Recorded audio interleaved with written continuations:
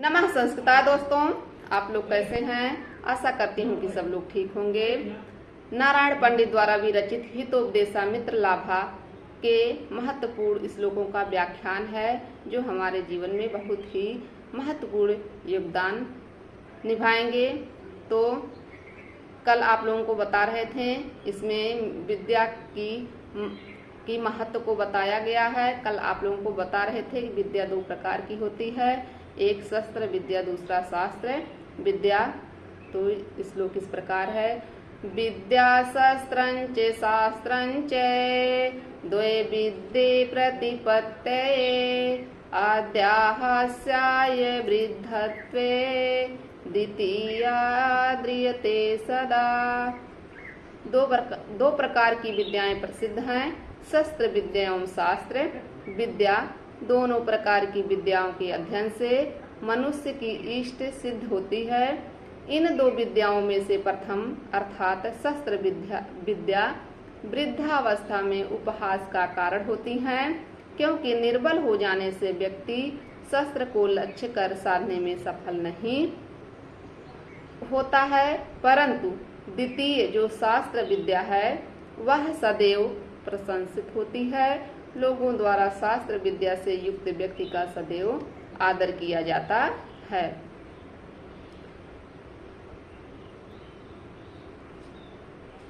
यहाँ दो प्रकार की विद्याएं बताई गई हैं, शस्त्र विद्या एवं शास्त्र विद्या। शास्त्र विद्या तो वृद्धावस्था में उपहास का कारण हो जाती है, परंतु जो शास्त्र विद्या है वह सदैव प्रशंसित होती है। इसमें उदात्त अलंकार तथा अनुष्टुप छंद है। यन्नवे भाजने लग्ना संस्कारो नान्यथा भवेत् कथाश्चलेन बालानां नीति तदि कथयते। यह भी बहुत महत्वपूर्ण श्लोक है। जैसे कहा गया है कि जैसे कच्चे मिट्टी के घड़े में जो रेखा चिन्ह आदि लग जाते हैं वह आखिरी समय तक रहते हैं, वैसे जो बालक होते हैं उनका संस्कार जैसे होता है वह आखिरी समय तक होता है। यत यानी जिस कारण से नवे भाजने यानी नूतन मिट्टी आदि पात्र में लग्न माने लगा हुआ, संस्कारा यानी रेखा आदि का चिन्ह, अन्यथा ना भवेत यानी अन्यथा नहीं होता है। तथा इसलिए यह यानी इस ग्रंथ में कथाश्चलन यानी विविध कथाओं के बहाने से बालानाम यानी बालकों को नीति यानी नीति कथयते यानी कही जा रही है। अर्थात जिस प्रकार नूतन अथवा अपरिपक्व मिट्टी के पात्र में लगा हुआ संस्कार अर्थात रेखा चिन्ह आदि उस पात्र के फूटने तक वैसा ही बना रहता है, उसी प्रकार जिसमें अभी तक विद्या का संस्कार नहीं हुआ है, ऐसे विद्या के पात्र रूपी बालक के अंतःकरण में उपदेश द्वारा किया गया शुभ संस्कार भी जीवन भर दूर नहीं होता, अर्थात वह उसके प्रतिदिन उसके जीवन में सदैव बना रहता है। इसलिए मैं विष्णु शर्मा बालकों को कथा के बहाने से नीतिप्रद उपदेश प्रदान कर रहा हूँ। प्रस्तुत पद्य में बालकों की तुलना मृत्तिका निर्मित नूतन घट से की गई है। जिस प्रकार कच्चे मिट्टी के पात्र में खींचा गया रेखा आदि चिन्ह उसके फूटने तक वैसा ही बना रहता है, उसी प्रकार शिशुओं के अंतःकरण में उपदेश द्वारा किया गया शुभ संस्कार भी जीवन पर्यंत बना रहता है। इस प्रकार इस पद्य में उपमा अलंकार की व्यंजना हो रही है तथा इसमें अनुष्टुप छंद है। मित्रलाभा सुहृद भेदो विग्रह संधिरेव च पंचतंत्रात् तथा अन्यस्मात् ग्रंथादकृस्य लिख्यते। यानी मया यानी मुझ नारायण पंडित के द्वारा पंचतंत्रात् यानी पंचतंत्र तथा और अन्यस्मात् यानी दूसरे ग्रंथात यानी ग्रंथों से आकृष्ट यानी संग्रहित कर मित्र लाभा यानी मित्र लाभ है, सुहृद भेदा यानी सुहृद भेद, विग्रह यानी विग्रह, संधि योचा और संधि लिख्यते यानी लिखा जा रहा है। यानी मेरे द्वारा यानी पंडित नारायण द्वारा पंचतंत्र एवं महाभारत आदि ग्रंथों से बालकों का हित करने वाली कथाएं संग्रहित कर मित्र लाभ, सुहृद भेद, विग्रह एवं संधि नामक 4 प्रकरणों में विभाजित यह हितोपदेश नामक ग्रंथ लिखा जा रहा है। यानी प्रस्तुत पद में यह स्पष्ट हो रहा है कि हितोपदेश पंचतंत्र से विशेष रूप से प्रभावित है। यह हितोपदेश 4 प्रकरणों में विभक्त है। ये प्रकरण है मित्र लाभ, सुहृद भेद, विग्रह और संधि। यहीं से मित्र लाभ शुरू होता है। अथ कथा मुखम, यानी अस्ति भागीरथी तीरे पाटलिपुत्रम नामधेयम नगरम तत्र सर्वस्वामी गुणोपेता सुदर्शनो नाम नरपति आसीत सा भूपति एकदा केनापि पठयमानम श्लोक द्वयम सुश्राव। यानी भागीरथी अर्थात भागीरथी तीरे अर्थात गंगा नदी के तट पर पाटलिपुत्र नाम यानी पाटलिपुत्र यानी पटना नाम का एक नगरम यानी एक नगर है। तत्र यानी वहाँ एक स्वामी सर्वस्वामी न यानी वहाँ एक स्वामी गुणोपेता यानी जितने गुण होने चाहिए यानी उन सब गुणों से युक्त सुदर्शन यानी सुदर्शन नाम का नरपति आसित यानी राजा था। सा भूपति एकदह उस राजा ने एक बार के नाप यानी किसी के द्वारा भी पठ्यमानम यानी पढ़े जाते हुए द्वयम श्लोकम सुश्राव यानी 2 श्लोकों को सुना। अर्थात भागीरथी अर्थात गंगा नदी के तट पर पाटलिपुत्र पटना नाम का एक नगर है। वहाँ एक स्वामी में जितने गुण होने चाहिए उन सब गुणों से युक्त सुदर्शन नाम का राजा था। उस राजा ने एक बार किसी के द्वारा पढ़े जाते हुए 2 श्लोकों को सुना। वे 2 श्लोक कौन हैं? वो इस प्रकार है। अनेक संशयोच्छेदी परोक्षार्थस्य दर्शकम सर्वस्य लोचनम शास्त्रम यस्य नास्त्यन्ध एव सा। सर्वस्य यानी सभी के, अनेक संशयोच्छेदी यानी अनेक प्रकार के संशय को दूर करने वाला, परोक्षार्थस्य यानी परोक्ष में होने वाले विषयों को यानी पीछे होने वाले विषयों को दर्शकम यानी दिखलाने वाला, शास्त्रम यानी शास्त्र, दिव्यम दिव्य, लोचनम यानी नेत्र भवति माने होता है, यस्य यानी जिसके, तद माने वह, नास्ति माने नहीं है, सा यानी वह अंधा एवं अंधा ही है। अर्थात सभी मनुष्यों के अनेक प्रकार के संशयों को नष्ट करने वाला, परोक्ष में होने वाली बातों को दिखाने वाला शास्त्र रूपी एक दिव्य नेत्र होता है। जिस मनुष्य के यह दिव्य नेत्र नहीं है वह वस्तुतः 2 चर्म चक्षुओं के होते हुए भी अंधा ही है। प्रस्तुत पद्य में शास्त्र ज्ञान को दिव्य नेत्र के रूप में निरूपित किया गया है। शास्त्र पर लोचन का आरोप किए जाने के कारण रूपक अलंकार एवं अनुष्टुप छंद है। अगला श्लोक है यौवनम धन संपत्ति प्रभुत्वम अविवेकिता एकैकम अप्यनर्थाय किमु यत्र चतुष्टयम्।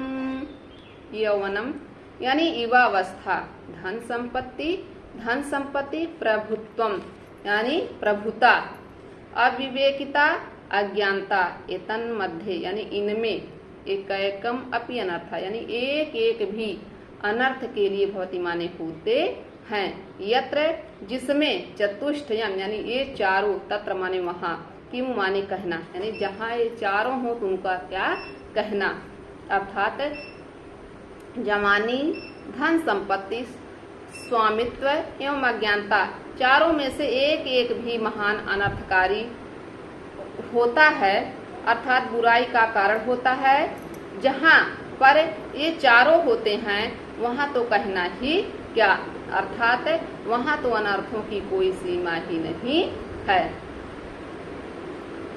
प्रस्तुत पद्य में सांसारिक अनर्थों के कारणों को बतलाया गया है। यदि युवावस्था, धन संपत्ति, प्रभुता और अज्ञानता ये चारों अवगुण किसी पुरुष में आ जाएं तो वहाँ तो अनर्थों की कोई सीमा ही नहीं कि महाराज सुदर्शन के पुत्रों में से महाराज सुदर्शन के पुत्रों में ये चारों अवगुण हैं, अतएव वे अपने पुत्रों के लिए अत्यधिक चिंतित हुए। इत्यह अकर्ण आत्मना पुत्राणाम अनधिगत शास्त्राणाम नित्यम उन्मार्गगामिनां शास्त्रानुष्ठानेन उद्विग्न मना सा राजा चिंतया मास। इस प्रकार दोनों श्लोकों को सुनकर विद्या अध्ययन नहीं करने वाले, सदैव कुत्सित मार्ग पर चलने वाले अपने राजकुमारों के शास्त्र विरुद्ध आचरण से व्याकुल वे राजा सुदर्शन चिंता करने लगे। चिंता का निरूपण करते हैं। कोवर्था पुत्रेण जातेन यो न विद्वान न धार्मिका काणेन चक्षुषा किं वा चक्षुपीडयो केवलम। यानी जो ना विद्वान यानी ना विद्वान है, ना धार्मिका ना धार्मिक है, तेन यानी ऐसे, जातेन माने उत्पन्न हुए, पुत्रेण माने पुत्र से, का अर्थ यानी क्या, लाभ, यथा यानी जैसे, काणेन यानी काने, चक्षुषा यानी नेत्र से, किंवा क्या लाभ, भौति माने होता है, चक्षु यानी वह नेत्र, केवलम यानी केवल, पीड़ा यो यानी पीड़ा देने वाला ही भौति माने होता है। अर्थात जो पुत्र विद्वान एवं धार्मिक नहीं है, इस प्रकार के उत्पन्न हुए पुत्र से क्या लाभ है अर्थात कुछ भी नहीं।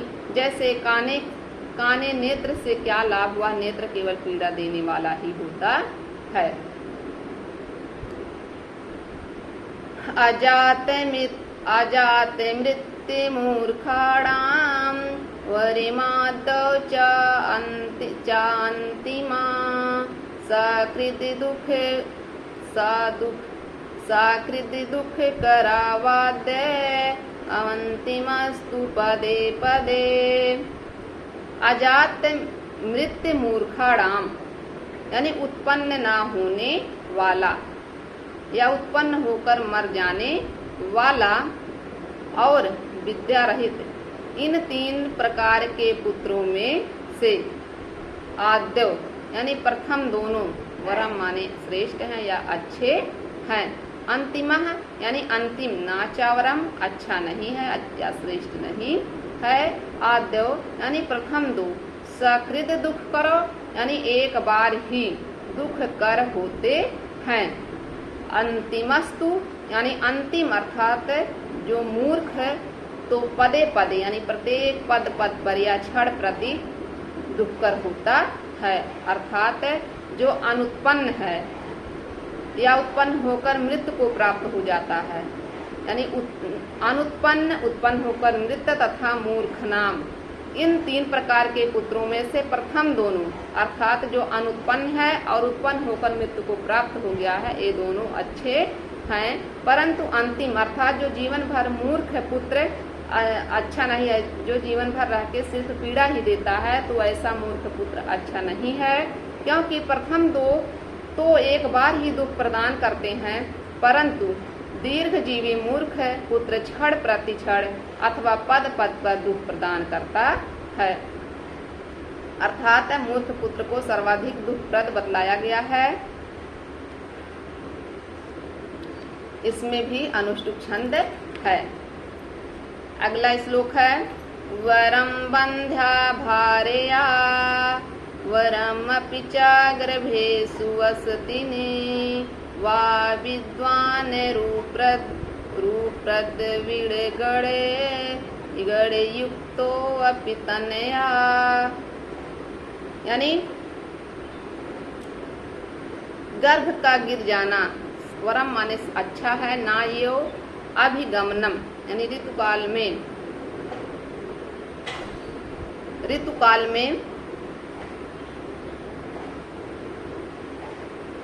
यानी इसका अर्थ है कि रूप एवं ऐश्वर्य से युक्त भी मूर्ख पुत्र अच्छा नहीं है, ऐसे मूर्ख पुत्र तो गर्भ का गिर जाना अच्छा है और स्त्री का भोग न करना ही अच्छा है, अथवा मूर्ख पुत्र का पैदा होने के साथ ही मर जाना अच्छा है, अथवा कन्या उत्पन्न होना अच्छा है, पत्नी का बांध रहना ही अच्छा है, अथवा ऐसे पुत्र का तो गर्भ में निवास रहना ही अच्छा नहीं है। अगला श्लोक है सा जातो येन जातेन याति वंशा समुन्नतिं परिवर्तिनी संसारे वृत्ता को वा न जायते। यानी जिस एन यानी जिसके जातेन माने उत्पन्न होने से, वंशः माने कुल, समुन्नति यानी उन्नति को, याति माने प्राप्त करता है, सा यानी वही, जाता है यानी वास्तव में उत्पन्न हुआ है, परिवर्तन यानी परिवर्तनशील संसार में मिलता है यानी मरता, कोवा और अथवा कौन, ना जाते यानी जन्म नहीं लेता है। अर्थात जिस पुरुष के जन्म लेने से उसका अपना कुल उन्नति को प्राप्त करता है वही वास्तव में उत्पन्न हुआ है, अर्थात उसी का उत्पन्न होना सार्थक है। अन्यथा नित्य परिवर्तनशील इस संसार में कौन नहीं मरता और कौन नहीं जन्म लेता है, अर्थात जन्म एवं मृत्यु का क्रम सतत चलता ही रहता है। और भी क्या कहा गया है, गुड़ी गड़ गड़ नारंभे ना, ये आर्या छंद में है, गुड़ी गड़ गड़ नारंभे न पतति कठिनी ससंभ्रमा तेनायम्बा यदि सुतनी वदे वंध्या कीदृशी भवति यस्य गुड़ी गड़े गड़े नारंभे न पतति कठिनी ससंभ्रमा तेनायम्बा यदि सुतनी वदे वंध्या कीदृशी भवति यस्य। अर्थात गुड़ी गण गणनारंभे यानी गुड़ी पुरुषों की गणना माने गिनती, आरंभ यानी प्रारंभ करने पर, ससंभ्रमात यानी गौरव के सहित, यस यानी जिसकी, कठिनी यानी अक्षर लिखने की चाक या खड़िया ना पतति माने नहीं पड़ती है, तेन माने उससे, अम्बा यानी माता, यदि सुतनी यदि पुत्रवती है, तदा तब, वंध्या यानी वंध्या स्त्री, कीदृशी यानी कैसी, भवति माने होती है, वद बतलाइए। अर्थात गुड़ी पुरुषों की गिनती प्रारंभ करते समय जिस पुत्र का नाम गौरव से सहित नहीं लिया जाता, यदि उसकी माता को पुत्रवती कहें तो बतलाइए कि बंध्या स्त्री को बांझ स्त्री कैसे होती है। इस पद का भाव है कि माता के द्वारा उसी पुत्र को जन्म देना सार्थक है जो गुड़ियों में अग्रणी हो। जो माता ऐसी नहीं है वह वस्तुतः पुत्रवती कहलाने के योग्य नहीं है। पुत्र को जन्म देने पर भी वह बांझ के समान है। प्रस्तुत पद में अनुप्रास एवं आर्या छंद है। कहा भी गया है कि जब अपना ही औलाद कुछ गलत कार्य करता है तो माँ भी कहती है कि इससे तो अच्छा होता कि हम बे औलाद ही रहते, लेकिन ऐसा औलाद हमको नहीं चाहिए। तो उसका भाव यही है। आगे और भी क्या कहा गया है, दाने तपसि शौर्ये च यस्य न प्रथितं मना विद्यायामर्थ लाभे च मातुरुच्चारयेव सा। यस यानी जिसका, मनः माने अंतः, करण दाने यानी दान में, तपसी तप में, शौर्य वीर कृतों में, च और विद्यायाम विद्या प्राप्ति में, अर्थ लाभे धनार्जन में, ना प्रथितम नहीं प्रसिद्ध है, सा यानी वह व्यक्ति, मातु यानी माता का, उच्चार्यो यानी मल ही है, यानी जिस व्यक्ति का अंतःकरण दान देने में, तप करने में, विद्या पढ़ने में तथा धन अर्जित करने में उत्साहित नहीं है, वह व्यक्ति पुत्र माता द्वारा त्याग या माता द्वारा त्याग किए हुए मल के तुल्य निरर्थक है। वरमे को गुड़ी पुत्रो नाचा मूर्ख सतैरपि एकः चंद्रातमो हन्ति नाचा तारा गणैरपि। एकः यानी एक, गुड़ी माने गुणवान, एक गुणवान, पुत्र माने पुत्र, वरम माने श्रेष्ठ है, मूर्ख सतई है और सैकड़ों मूर्ख पुत्र, अपि माने ना, अपि ना और श्रेष्ठ नहीं है। एकह यानी एक, चंद्र यानी चंद्रमा, तमह माने अंधकार को, हंति माने नष्ट कर देता है, तारा गड़ई और ताराओं के समूह के द्वारा नाचा अंधकार को नष्ट नहीं किया जा सकता है। अर्थात गुणवान व्यक्ति की तुलना चंद्रमा से तथा मूर्ख पुत्रों की, सैकड़ों मूर्ख पुत्रों की तुलना तारागढ़ से किया गया है। अर्थात एक गुणवान पुत्र श्रेष्ठ है और 100 मूर्ख पुत्र भी श्रेष्ठ नहीं है। एक चंद्रमा अंधकार को नष्ट कर देता है, ताराओं के समूह के द्वारा अंधकार नष्ट नहीं किया जा सकता है। पुण्य तीर्थे कृते येन तपः क्वायपि अति दुष्करं तस्य पुत्रो भवेत् देवस्य समृद्धो धार्मिका सुधी। जिस एन यानी जिस मनुष्य ने, क्वापि माने कहीं भी, पुण्य तीर्थे यानी पवित्र तीर्थ में, अति दुष्करम यानी अत्यंत कठिन, तपः माने तप, कृतम माने किया हो, तस्य उसके, पुत्र यानी पुत्र, वस्य यानी बस में रहने वाला, समृद्धा यानी संपन्न, धार्मिक धार्मिक और विद्वान भवेत यानी विद्वान होता है। यानी जिस व्यक्ति ने पवित्र तीर्थ स्थान पर अत्यंत कठिन तप किया हो, उसी व्यक्ति के घर में उसके पूर्व में किए गए पवित्र कार्यों के कारण सदैव बस में रहने वाला, आज्ञा पालक, धन वैभव से संपन्न, धर्म प्रिय एवं विद्वान पुत्र उत्पन्न होता है। इस प्रकार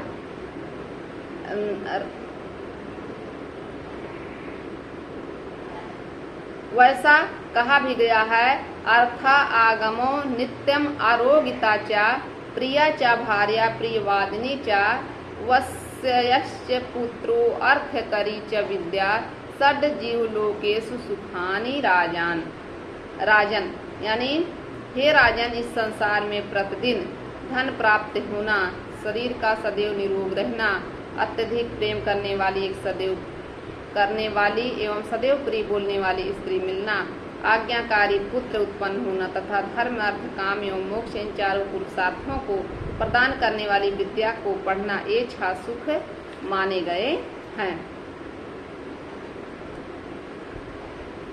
अगली वीडियो में फिर मिलूंगी, तब तक के लिए नमः संस्कृता दोस्तों।